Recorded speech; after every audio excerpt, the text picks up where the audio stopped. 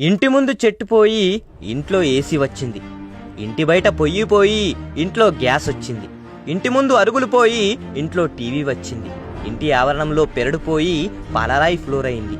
ఇంటి బయట కుండ పోయి ఇంట్లో ఫ్రిడ్జ్ అయింది.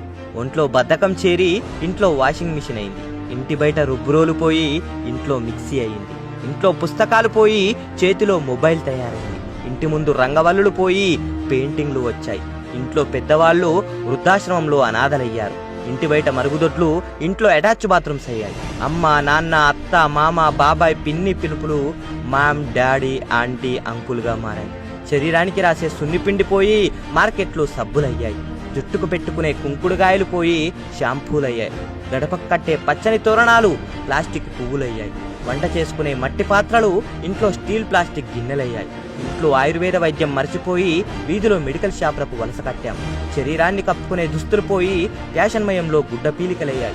ముఖానికి రాసుకునే పసుపు మీగడా పోయి మార్కెట్లో ఫేస్ క్రీములయ్యాయి. పొడుగైన వాలుజడలు కొత్తిమీర కట్టలయ్యాయి. చేతికి అందంగా పెట్టుకునే గోరింటాకు పోయి మెహందీ కోన్లయ్యాయి. కుటుంబం కలిసి జరుపుకునే పండగలు పబ్బాలు వాట్సాప్ స్టేటస్లుగా మారాయి. సాంప్రబద్ధమైన పెళ్లిళ్లు పోయి డెస్టినేషన్ పెళ్లిళ్లు వచ్చాయి. ఎడ్ల బండ్లు పోయి పెట్రోల్ వాహనాలు వచ్చాయి. పచ్చని పొలాలు ఫ్యాక్టరీల భవంతులయ్యాయి. కుటుంబంలో అనుబంధాలు ఆర్థిక సంబంధాలయ్యాయి. ఇంటి చుట్టూ బంధాలు అవసరాలకు పరిమితమయ్యాయి. మనిషిలో మంచి మానవత్వం పోయి మోసం, ద్వేషం పెరిగాయి.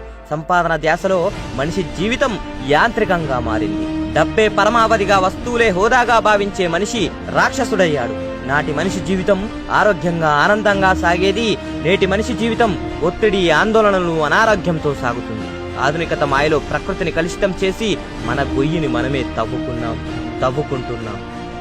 ఆలోచించండి.